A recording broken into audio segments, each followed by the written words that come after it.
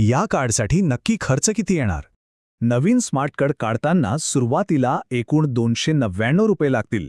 आता यात काय काय आहे तर साधारणपणे ₹199 ही कार्डची फी आहे आणि त्याच्यावर कमीत कमी ₹100 रिचार्ज करणं आवश्यक आहे.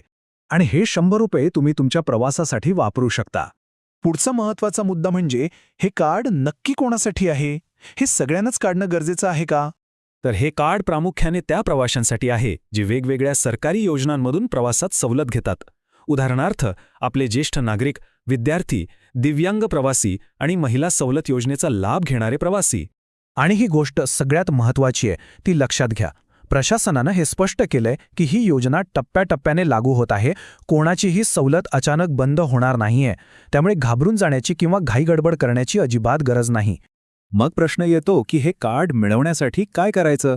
तर ही प्रक्रिया खूपच सोपी ठेवण्यात आली आहे. यासाठी आपल्याला फक्त आपल्या जवळच्या एसटी डेपोमध्ये जायचं आहे. जाताना आपलं आधार कार्ड आणि सवलतीसाठी जो काही पुरावा लागतो, म्हणजे समजा ज्येष्ठ नागरिक ओळखपत्र किंवा विद्यार्थी ओळखपत्र, ते सोबत घेऊन जायचं. तिथे एक छोटासा अर्ज भरावा लागेल.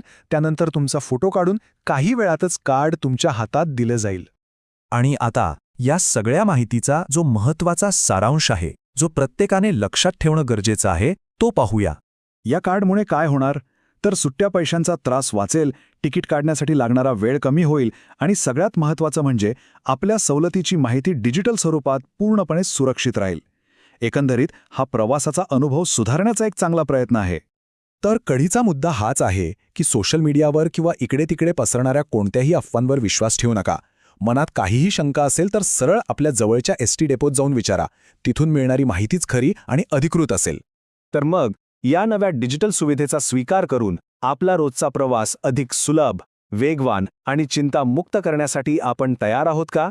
यावर नक्की विचार करा. माहितीपूर्ण असा व्हिडिओ होता. लाईक, शेअर, सबस्क्राईब नक्की करा. धन्यवाद. भेटूया पुढच्या व्हिडिओमध्ये.